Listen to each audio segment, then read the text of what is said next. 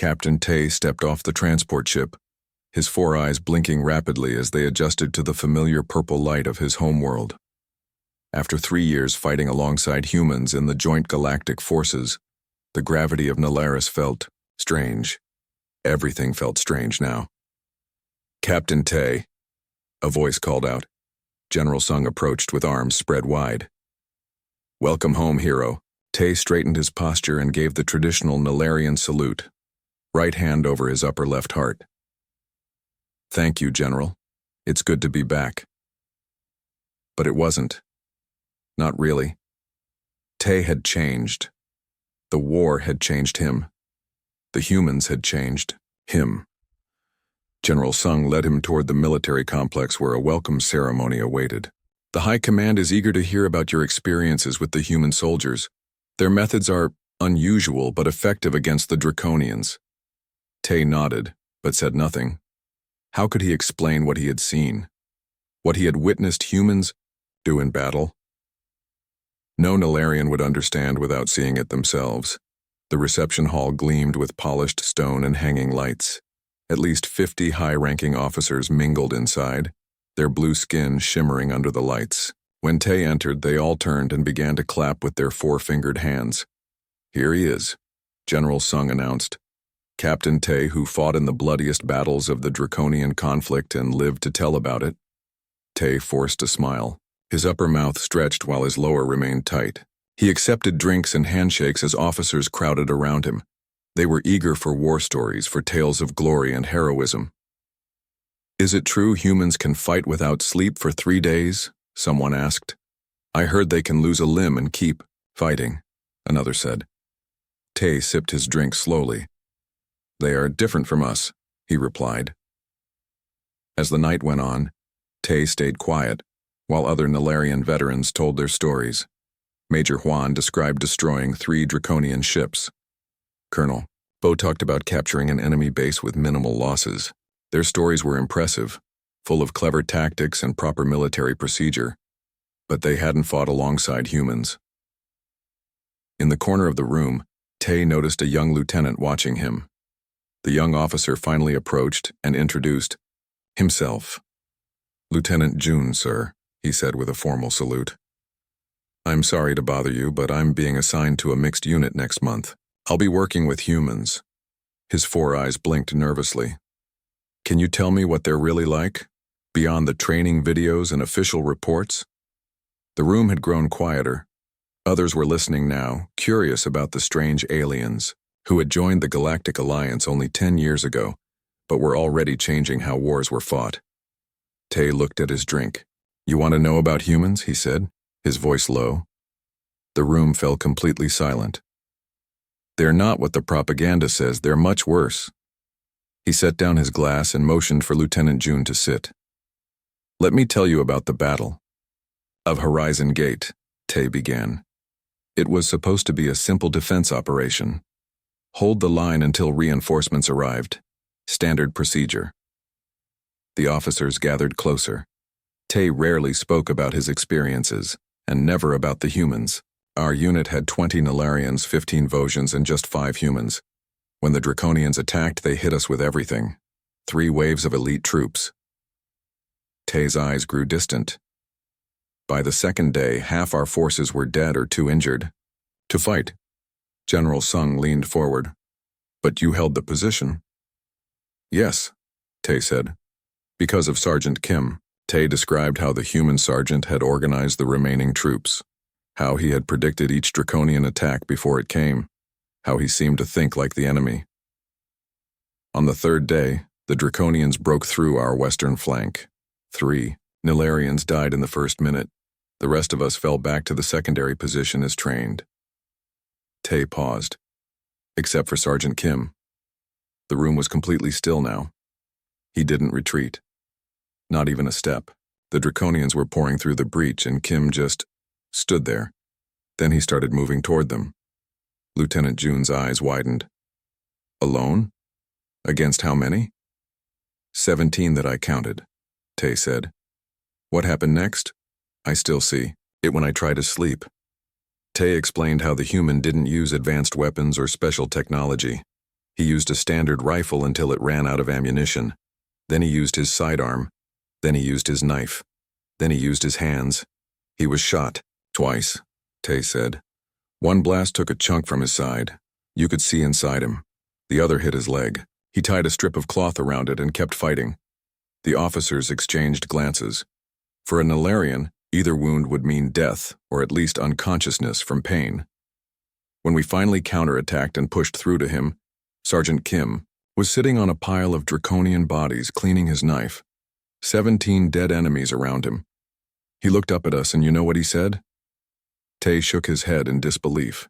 He said, "You guys missed all the fun." Lieutenant June swallowed hard. "How is that possible?" "Humans have something in them," Tay said. "Something ancient and frightening. When most species feel fear, they run or freeze. When humans feel fear, they can turn it into rage. They call it adrenaline and fight response. We don't have words for it in our language." General Sung frowned. The report said Sergeant Kim received medical attention after the battle. Yes, Tay nodded. 4 hours later, he refused treatment until all other wounded were cared for. The human doctor said he should have been dead from blood loss. Kim just shrugged and asked when he could return to duty. Was he some kind of special forces? Lieutenant June asked. No, just a regular human soldier. Tay looked directly at the young lieutenant. That's what you need to understand. What I saw Kim do wasn't considered extraordinary by the other humans. They praised him, yes, but they weren't shocked. One of them told me later that human history is full of such stories. The room remained silent as the implications sank in. The Draconians have ruled through fear for centuries, Tay continued. They evolved as apex predators, but they've never encountered anything like humans. A species that doesn't just overcome fear, but uses it, changes it into something else. Tay stood up, suddenly tired. If you're going to serve with humans, Lieutenant, remember this. They look fragile. 2 arms instead of 4. 2 eyes instead of 4. Soft skin. No natural armor. But don't be fooled. What makes them dangerous isn't their bodies, it's what's inside them. A will that doesn't break. As Tay walked toward the exit, General Sung followed him. You didn't tell us everything, did you? The general asked quietly. Tay paused at the door. No, sir, I didn't. Some things about humans are better left unsaid, at least for tonight. The general studied his officer's face. You've changed, Tay. Yes, sir. That's what happens when you fight alongside humans. Tay blinked all 4 eyes slowly. You start to see the universe differently. You start to understand why, despite everything, the Draconians are now seeking peace. Are you saying they're afraid of humans? No, sir, Tay replied. I'm saying they're wise to be. A week after his return to Nalaris, Captain Tay found himself standing before 30 young cadets at the military academy. General Sung had asked him to teach a short course on interspecies tactics. Tay wasn't sure if he was the right choice, but orders were orders. The Draconian Empire has specific weaknesses, Tay explained, pointing to a holographic display of enemy formations. Their ships are powerful but slow to turn. Their ground troops are strong but think in straight lines. Use curves and chaos against them. The cadets took notes, their 4-fingered hands moving quickly across data pads. Tay noticed one female cadet in the front row who seemed especially interested. Her name tag read D. Sir, she said, raising her hand. Is it true human soldiers use different tactics than we do? Could you explain how they think? Tay paused. How could he explain human combat thinking to those who had never seen it? Humans are creative in battle, he said carefully. They don't just follow the rule book. They adapt faster than any species I've encountered. When the lecture ended, most cadets filed out quickly, but 5 remained behind, including Cadet Day. They approached Tay's desk with nervous energy. Captain, we were hoping you might share more about your experiences with humans, Day said. The official reports tell us facts, but not what it's really like. Tay looked at their young faces. None of them had seen real combat yet. They were still filled with ideas of glory and honor, just as he had been once. Meet me in the academy gardens after dinner, he said finally. Some stories aren't meant for official records. The 3 moons of Nalaris cast a soft purple light over the garden. Tay sat on a stone bench watching the cadets approach. They moved quietly, as if afraid he might change his mind. "Sir?" Cadet Day said as they gathered around. "Thank you for meeting us." Tay nodded. "What do you want to know?" Another cadet named Gil spoke up. "We heard rumors about a raid on Draconian, Outpost Krell 7. They say 3 humans took down an entire facility." "Not 3 humans alone," Tay corrected. "There were 12 of us, 9 Nalarians and 3 humans." He looked up at the moons. "But yes, the humans were decisive." The cadets settled on the ground around him, eyes wide with interest. "It was supposed to be a simple mission," Tay began. "The Draconians had built a genetics lab on Krell 7. They were developing biological weapons to use against Alliance planets. Our orders were to infiltrate, gather evidence, and, if possible, retrieve samples of their work." He described how the team had trained for weeks.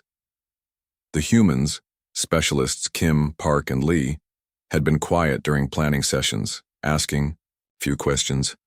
"I thought they weren't paying attention," Tay admitted. "I was wrong.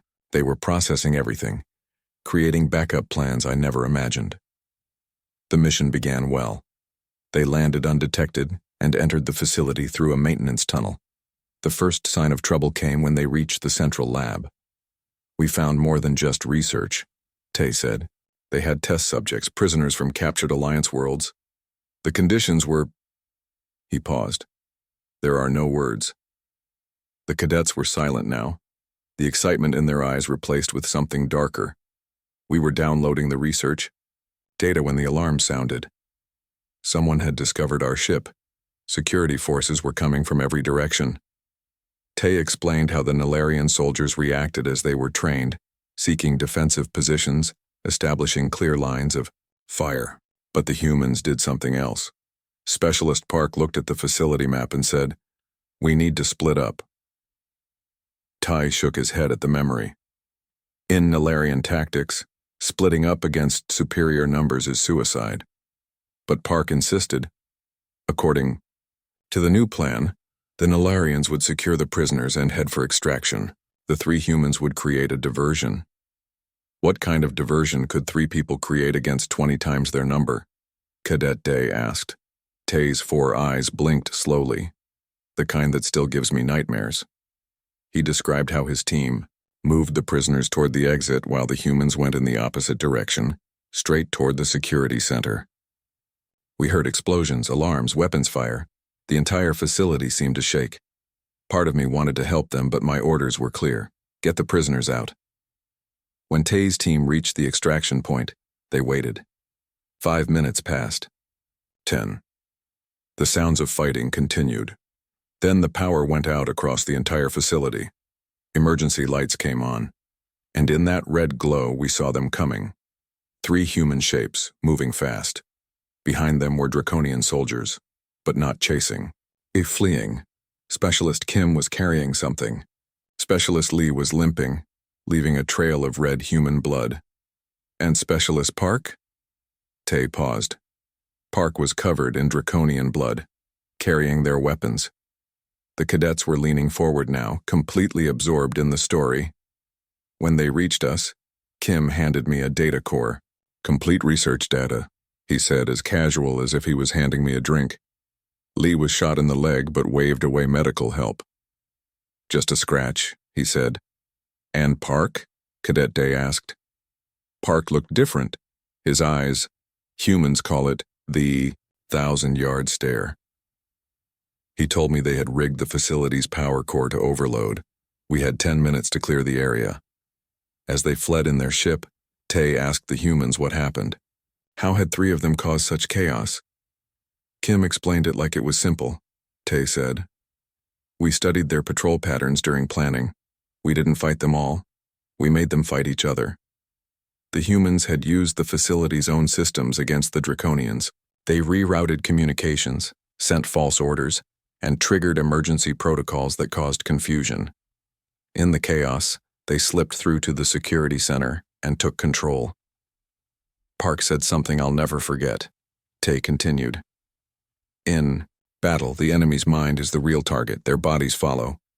From orbit, they watched the facility explode in a ball of fire. Later, I asked Lee how he could walk with a bullet in his leg. He said humans can compartmentalize pain, put it aside to deal with later. Tay looked at the cadets. No Nilarian can do that. Our nervous systems don't work that way.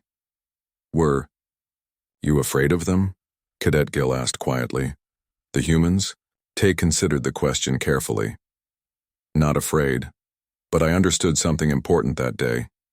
Humans don't just have different tactics, they have different minds. They see possibilities where we see only obstacles. Are they better soldiers than Nilarians? Cadet Day asked. Not better, Tay replied. Different.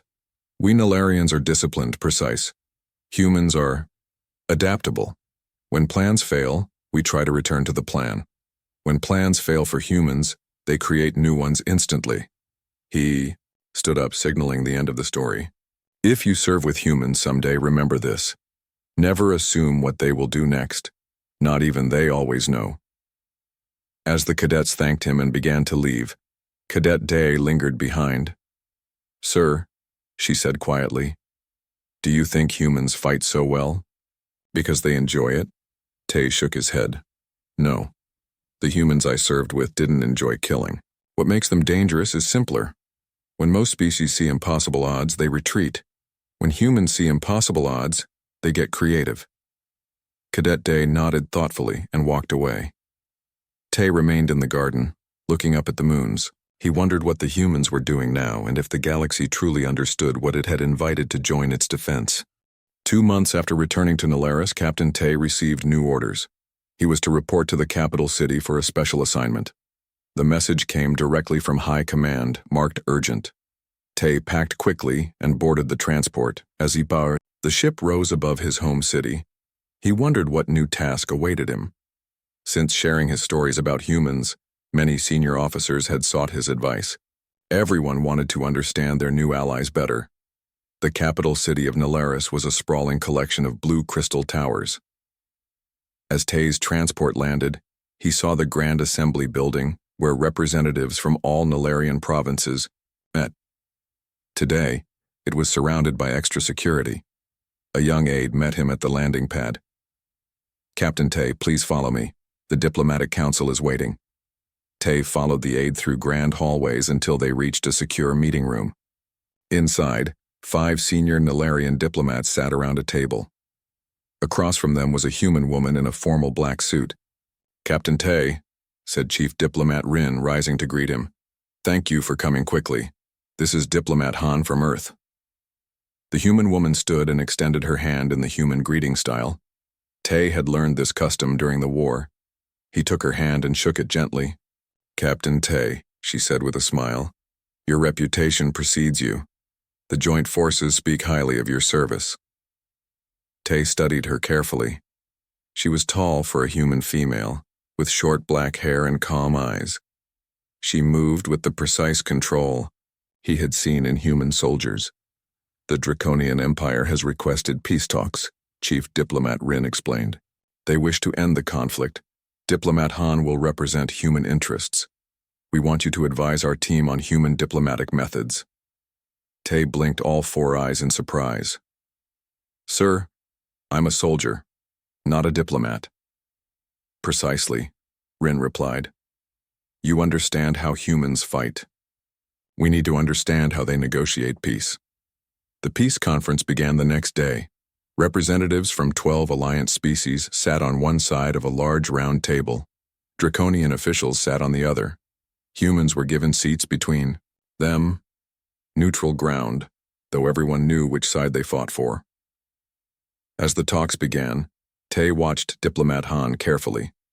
She sat straight, her face showing nothing as the Draconian ambassador spoke. The conflict has been costly for all, the Draconian said, his scaled face moving in ways that would normally signal aggression in his species. We propose a ceasefire and new borders along the outer rim sectors. The terms they offered would let them keep territories they had taken early in the war. Tai could see the Nalarian diplomats becoming agitated, their skin changing shades slightly. But Diplomat Han remained perfectly calm. When it was her turn to speak, she stood slowly. "The terms are unacceptable," she said simply. "Return to the original boundaries or we continue fighting." The Draconian ambassador hissed softly, a threat display. "Perhaps humans do not understand the cost of continued war. Your species is new to space travel. You have only one planet to lose." Han smiled, but there was something cold in her expression. "We understand cost perfectly. The question is, do you?" The room fell silent. Even the other Alliance diplomats seemed shocked by her directness. The first day of talks ended with no progress. As they left the conference room, Tay approached Diplomat Han. "May I ask you something?" he said. She nodded. "Of course, Captain." "How do you stay so calm when they make threats? Even our most experienced diplomats showed stress signs." Han considered the question. "Would you like the diplomatic answer or the truth?" "The truth," Tay replied. "Come with me," she said. They walked to a small garden on the building's roof. The 3 moons were rising, casting purple shadows across the plants. "Before I became a diplomat," Han said, looking out at the city, "I was in special forces. 43 confirmed kills, 17 high-value targets eliminated." Tay's 4 eyes widened. "You were an assassin?" "We called it targeted elimination," she corrected. "But yes, I've killed people up close and from 2 kilometers away. I've infiltrated enemy bases alone. I've survived situations where survival wasn't expected." She turned to face him. "So when a Draconian tries to intimidate me in a conference room, with guards present and weapons banned?" She shrugged. "It's hard to feel threatened." "I don't understand," Tay said. "Why would Earth send a former killer as a peace negotiator?" Han smiled. "Because we understand something most species don't. Peace and war are not opposites. They're points on the same spectrum. To make good peace, you must understand war deeply." Tay thought about this as they walked back inside. He had never considered diplomacy and combat as connected skills. That evening, many diplomats gathered in the officers' lounge to relax after the tense negotiations. Tay found himself surrounded by curious officials asking about his war experiences. "Is it true," asked a Vosian diplomat, "that humans can fight for days without rest?" Before Tay could answer, another question came. "I heard they continue fighting even when severely injured. Is that possible?"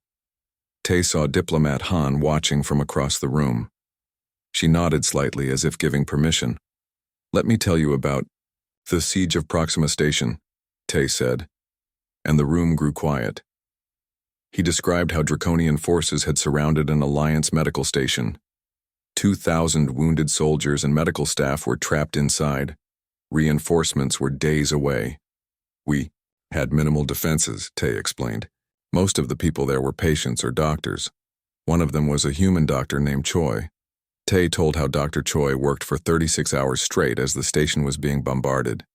She performed surgery with steady hands even as explosions shook the walls. On the 3rd day, Draconians breached the lower levels. They were moving toward the critical care unit where our most vulnerable patients were kept.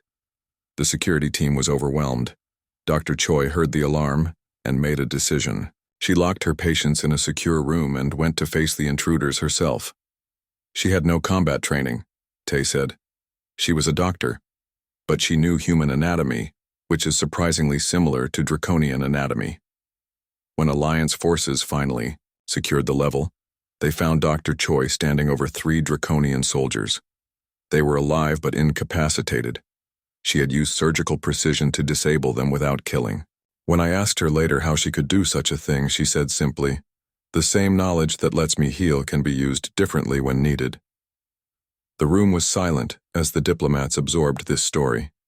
The same hands that can save a life, with microscopic precision, can also take life with equal precision, Tay concluded. Humans don't see these as separate skills. To them, they're just different applications of the same knowledge. From across the room, Diplomat Han raised her glass slightly.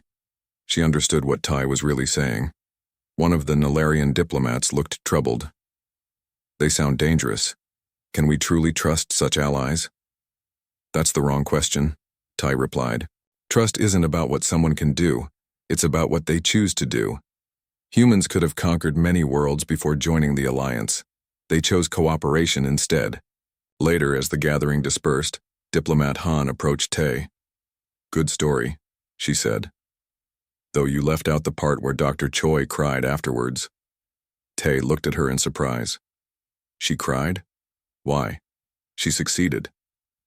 Because taking life, even enemy life, hurt her deeply, Han explained. That's what other species often miss about us. We're not naturally violent, we're naturally emotional. Our capacity for empathy is as strong as our capacity for violence. We just learn to control both. As Han walked away, Tay considered her words. Perhaps the most frightening thing about humans wasn't that they were good at violence. It was that they could turn it on and off like a switch. 3 months after the peace talks began, Captain Tay received new orders. The negotiations with the Draconians were moving slowly, and fighting continued in many sectors. Tay was assigned to lead a covert mission deep into Draconian territory. This is strictly volunteer only, General Sung told him during the briefing.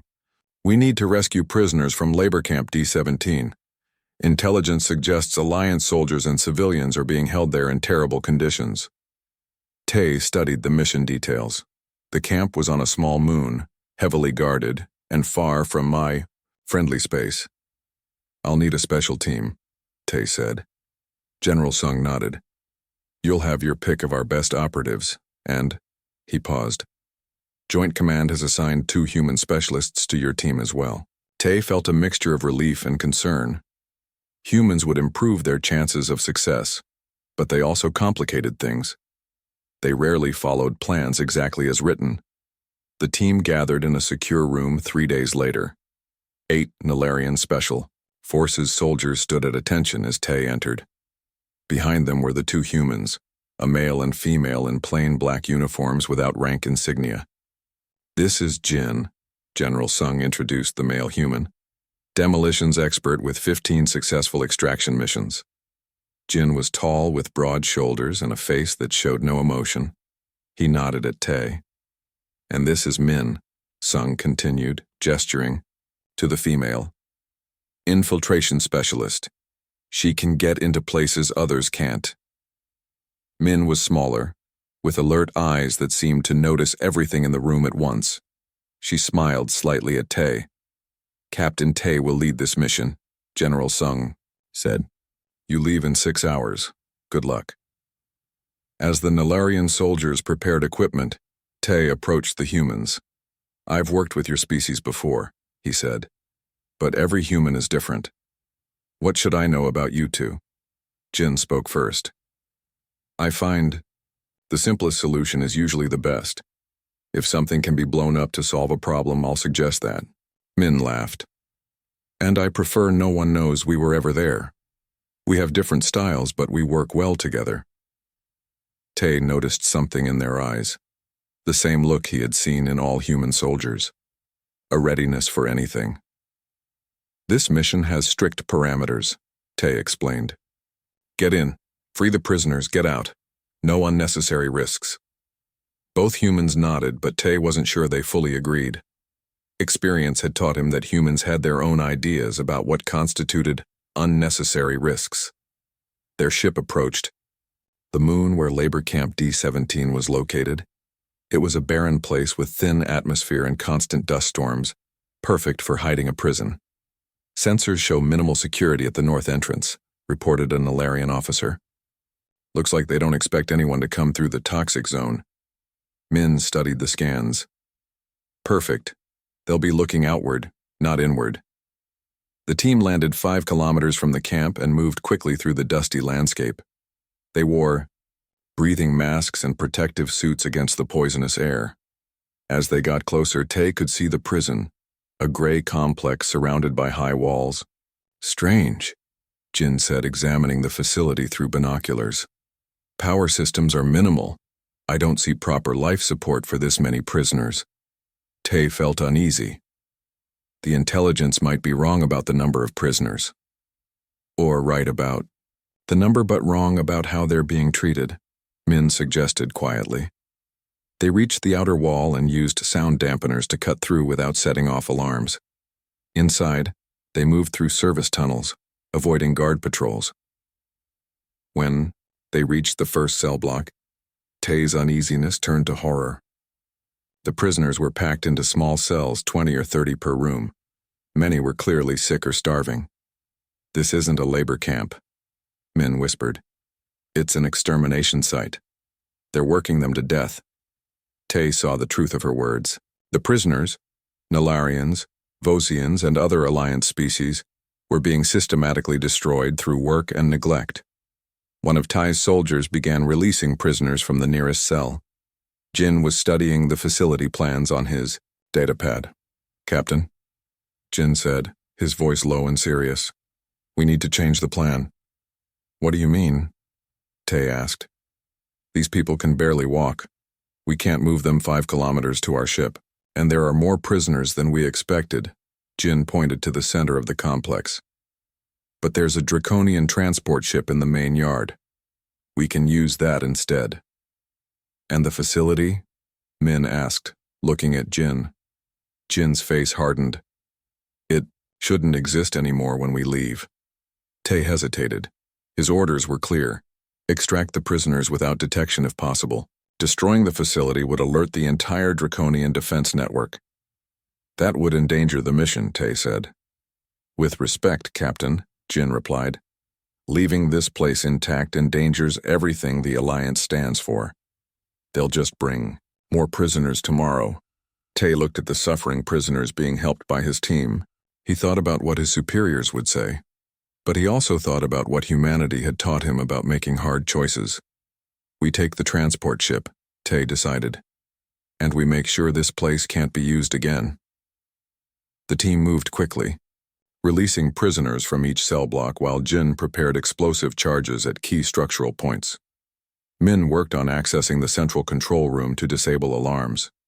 As they approached the final cell block, an alarm suddenly blared through. "The facility. They've discovered the empty cells," a Nalarian soldier reported. "Move faster," Tay ordered. "Get everyone to the transport ship." They rushed to free the remaining prisoners.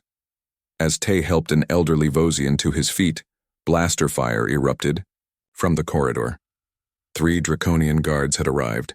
The Nalarian soldiers took defensive positions, returning fire. Tay saw Min get hit in the shoulder, the blast spinning her against the wall. "Min!" he called out, moving toward her. To his amazement, Min straightened up, pressed a hand to her bleeding shoulder, and drew her weapon with her other hand. "I'm functional," she said through gritted teeth. "Keep moving." Tay had seen injured humans continue fighting before, but it still shocked him. A wound like that would incapacitate most species. As they fought their way toward the main yard where the transport waited, more guards appeared. One of them grabbed a young Nalarian prisoner, using her as a shield. "Stop or she dies," the Draconian officer shouted. Everyone froze. Tai's 4 eyes darted between the guard and the frightened prisoner. His soldiers couldn't get a clear shot. His surprise, Min stepped forward, lowering her weapon. Blood soaked her uniform at the shoulder, but her voice was steady. "You don't want to do this," she said to the Draconian. "Your superiors won't reward you for killing a hostage. They'll blame you for losing the others." The Draconian hesitated. Min took another step closer. "I can see you're not like the others," Min continued, her voice almost friendly now. "You're smarter. You're thinking ahead. You can see this situation clearly." Tay watched in amazement as Min talked, moving slightly closer with each sentence. The Draconian seemed confused, his grip on the hostage loosening slightly. "The smart play is to let her go," Min said. "Save yourself. This facility is about to be destroyed. You could die a hero or die a failure. Your choice." The Draconian suddenly pushed the hostage away and dropped his weapon. "How do I get out?" he asked. Min pointed to a side corridor. "That way leads to the emergency pods. Go now." As the Draconian fled, Tay stared at Min. "How did you do that?" Min shrugged her uninjured shoulder. "Psychological pressure points. Every species has them. Fear of failure is universal. They reached the transport ship where Jin was already preparing for launch. As the last prisoners boarded, Jin approached Tay. "Charges are set," he reported. "We have 10 minutes. As they lifted off, Tay looked down at the prison complex. "Will the explosion alert nearby draconian forces?" "Yes," Jin said simply. "But sometimes you need to make noise to do what's right." He looked at the rescued prisoners. "Some actions go beyond tactical considerations, Captain. Humans call it moral imperative." Tay considered this as the transport accelerated away from the moon. 6 minutes later, the facility erupted in a massive explosion that lit up the dark side of the moon. "You could have set a longer timer," Tay observed. "Given us more distance." Jin nodded. "I could have. But I didn't want to give them any chance to disarm it." Tay began to understand something important about humans. They didn't just calculate military risk. They balanced it against moral risk in ways his people rarely considered. 1 year passed since Captain Tay's return to Nalaris. The war with the Draconian Empire had finally ended 3 months ago. After hard negotiations, peace terms were agreed upon. Both sides claimed victory, as was always the case in war. Tay had been promoted to major for his service, especially for the prison camp rescue mission. He now headed a special training division focused on preparing Nalarian soldiers to work alongside other species, particularly humans. Today was an important day. High Command had organized a special gathering of military leaders to discuss the future of the Alliance forces. Tay had been asked to speak about what he had learned from working with humans. The meeting hall was filled with over 100 officers. Tay recognized many familiar faces, including General Sung in the front row. He also spotted Lieutenant Day, the former cadet who had once asked him for stories about humans. She had graduated with honors and now served on an Alliance ship with a mixed-species crew. As Tay approached the podium, he felt a strange calmness. Once, speaking to so many high-ranking officers would have made him nervous. But after what he had seen in the war, few things could unsettle him now. "Distinguished officers," Tay began. "Today I've been asked to explain why the Alliance succeeded against the Draconian Empire where previous efforts failed. Many factors contributed to our victory, but I wish to focus on one: our human allies." The room grew quiet. Humans remained a topic of great interest and some concern among Nalarian military leadership. "In the past year, I've told many stories about humans in battle," Tay continued. "I've described their physical resilience, their tactical creativity, and their psychological uniqueness. But today I want to share something different. I want to tell you about my visit to Earth." 3 months earlier, Tay had been part of a diplomatic exchange to humanity's home planet. He had expected to find a world hardened by constant warfare, given humans' combat abilities. What he discovered had surprised him deeply. "Earth is not what I imagined," Tay told the gathered officers. "I saw cities of incredible beauty. I visited museums filled with art spanning thousands of years. I heard music that moved me despite having no understanding of human emotions." Tay described walking through ancient buildings preserved for centuries, speaking with human philosophers and scientists, watching children play in parks without fear. "For every weapon humans have created, they have also created something of beauty," Tay said. "For every war in their history, they have periods of peace and growth. They are not simply warriors, they contain multitudes." He shared how he had visited a memorial for ancient Earth wars. The site was quiet and solemn, filled with names of the dead. There he had met an elderly human named Yoon who had fought in a conflict decades earlier. "I asked this human veteran why Earth's history contained so much warfare if humans valued peace," Tay explained. "His answer changed my understanding of humans forever." Tay paused, looking across the room. Every officer was listening intently. Yoon told me, "We fight because we remember what happens when we don't fight things worth fighting against. Most species evolve away from their violent pasts. We chose to remember ours." Tay explained how humans were not inherently more violent than Nalarians or even Draconians. What made them different was that they had seen the worst of what intelligent life could do, to enemies, to allies, to their own planet. and they had chosen to remember it rather than evolve past it. Human military training doesn't focus on creating violence, Tay said.